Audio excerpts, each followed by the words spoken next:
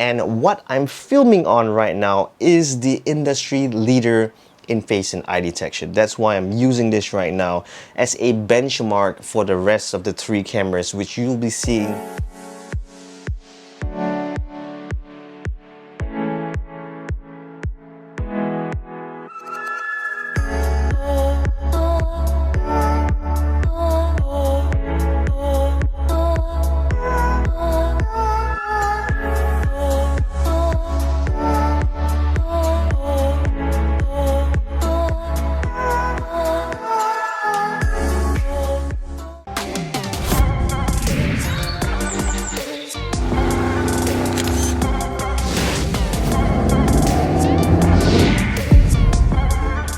Was geht, Leute? Servus und kommt zu einem neuen Video. Heute ich habe drei Kameras. Zuerst ist die Nikon Z6.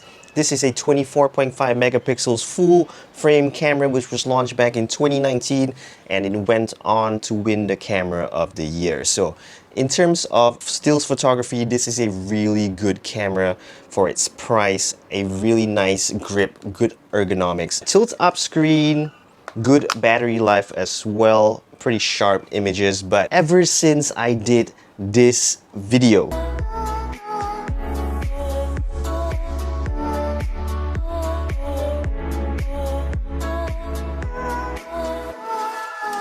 this was an autofocus test in low light and the picture quality in automatic. I was shooting in automatic mode, so I let the camera decide what was the best settings to use in a low light situation, basically with the face and eye detection.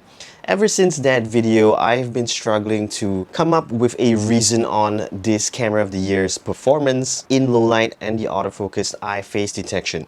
So recently, I think about last month, it launched a version 3.0 firmware update which is supposed to improve the autofocus and also adds on animal eye autofocus. I don't really use animal eye autofocus because I don't shoot animals and I don't have any pets. So I want to see whether the version 3.0 firmware does anything to improve the autofocus in terms of the face and eye detection.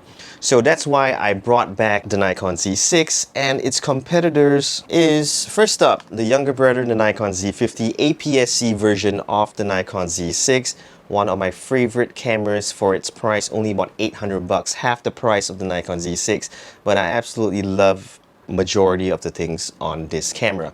And last of all, of course, is a 2018 Micro Four Thirds system with really good video specs on this camera, and it's supposed to be Panasonic's flagship camera for photography. This is the Panasonic G9, 20 megapixels camera, but in terms of video specs, it kicks the hell out of the Nikons over here. So 4K 60, it can do 4K 30 internal 10-bit 422 and below. It has really good battery life, nice ergonomics, articulating screen. So really one of the best video cameras there are in the market, and it does shoot hybrid log gamma when you shoot in 10-bit 422. And what I'm filming on right now is the industry leader in face and eye detection. That's why I'm using this right now as a benchmark for the rest of the three cameras, which you'll be seeing the videos, just maybe a 1-minute clip of the face and eye detection of the Z6, the Z50 and the G9. Just a really quick one just to show you how they match up in this part of the year 2020 against the A6500, and it's using a Sigma third-party lens, not even the native lens.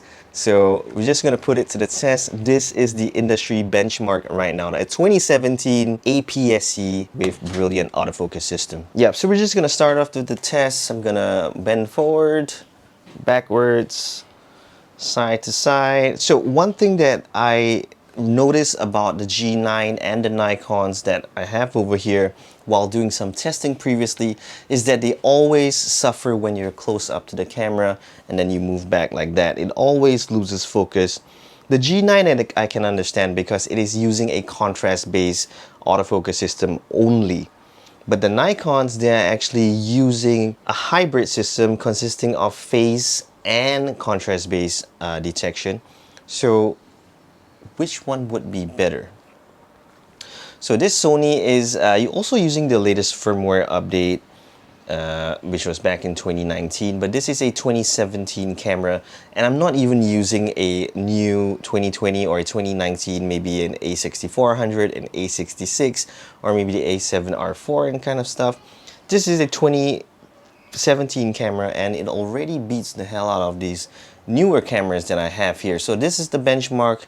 Just to show you 5 more seconds of the this eye and face detection test.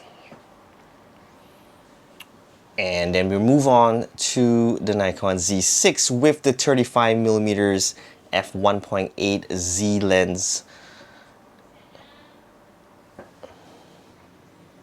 So this is the benchmark for today. Let's move over to the Nikon Z6.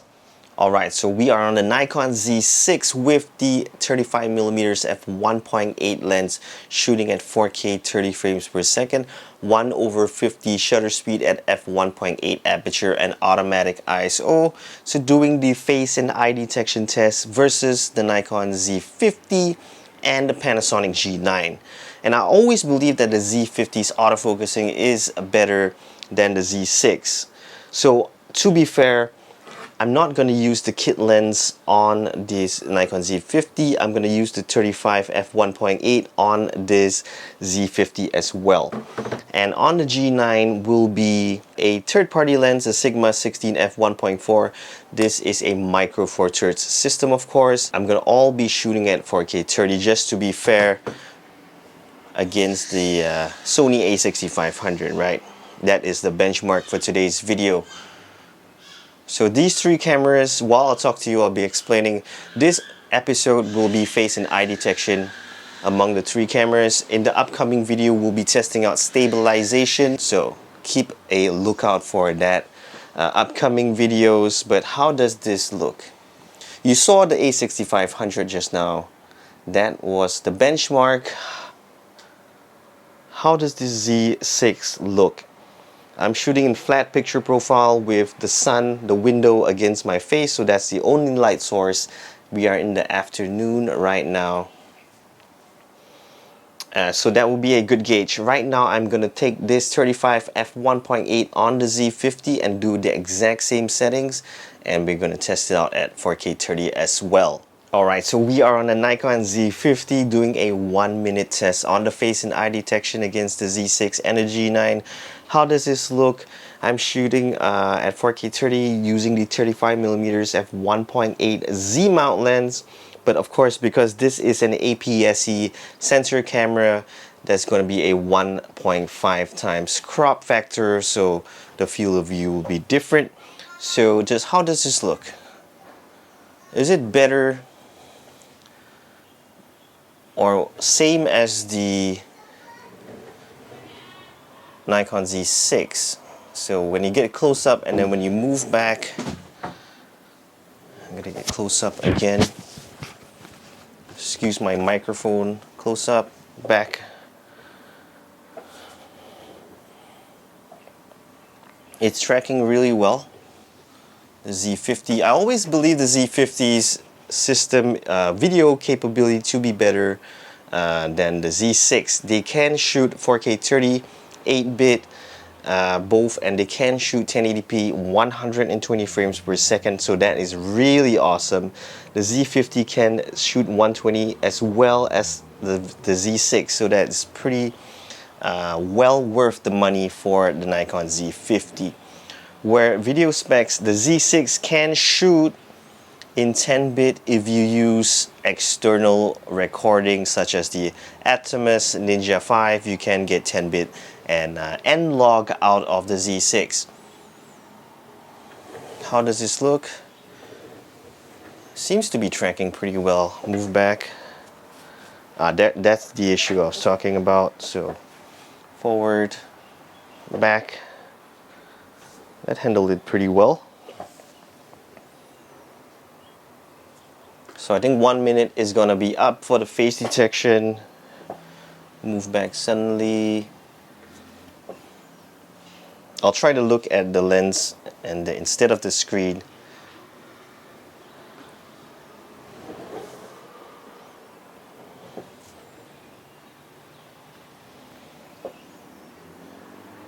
I think it's better. It's better than on the Z6. So guys, please tell me in the comments that I'm right. The Z50 is having a better and faster eye and face detection autofocus system than the Z6. I wasn't even moving this fast on the Z6. It was a more gradual movement. This I'm actually moving faster. Back, forward, back. You see that? Okay, so Nikon Z50 done. Right now, moving on to the Panasonic G9 16mm f1.4 Sigma. So not using a native lens as well. So let's put it on right now. Okay guys, so Panasonic G9 16mm f1.4 Sigma, shooting at 4K 38-bit, 1/50 shutter speed, automatic ISO at f1.4, which will make this a 32mm f2.8 full frame equivalent. So like I said, the G9 can shoot in 10-bit, but we're just gonna shoot in 8-bit just to be fair with the Z50 and the Z6. So 1 minute test on the autofocus. Does it have the same problems as the Z50 and the Z6? More of the Z6. The Z50, sometimes it does go out of focus, sometimes it doesn't. So far, been tracking my face and eye detection pretty well. Again, the benchmark for this video, the Sony A6500. I am planning on getting the Sony A7S III. We'll just have to see how much it costs here in Singapore. So far it looks pretty good. Let's get really close up to the camera. Look at that shallow depth of field, really nice. It lost my focus a little bit when I went back where it's if it's a gradual movement, it's fine, nice and sharp, just like the Sony.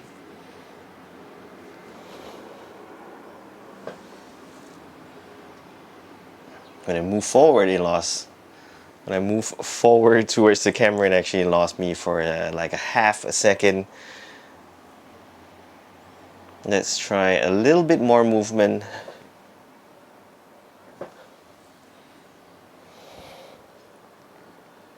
Yep, so coming up to a 1 minute, how does this look, guys? Which one performed the best? The Z50, the Z6, or the Panasonic G9? And the G9, take note, is not using a native lens, it's using a third-party lens. The Z50, I forgot to mention, that is also using the latest firmware update version 1.1.1. Same as the Z6 version 3. G9 is using version 2 because version 2.2, which came out last month, doesn't have any critical updates. Yep, so to me, overall performance, just looking at the three, I think the Panasonic G9 did the best. So leave your comments in the comment section. Tell me what you think. Which one was closer to the benchmark of the Sony A6500? I'm glad to, hear what you guys think. Again, one last test to be fair. It is lose me for half a second. Alright guys, so thanks for watching. Hope you enjoyed this video. Watch out for the next video. Again, these three cameras, G9, Z50, Z6. We're gonna do some stabilization shots as well as picture color science comparison between these three cameras. So that will be next upcoming episodes between the challenge of these three cameras. So thanks guys for watching. Hope you enjoyed this video and peace.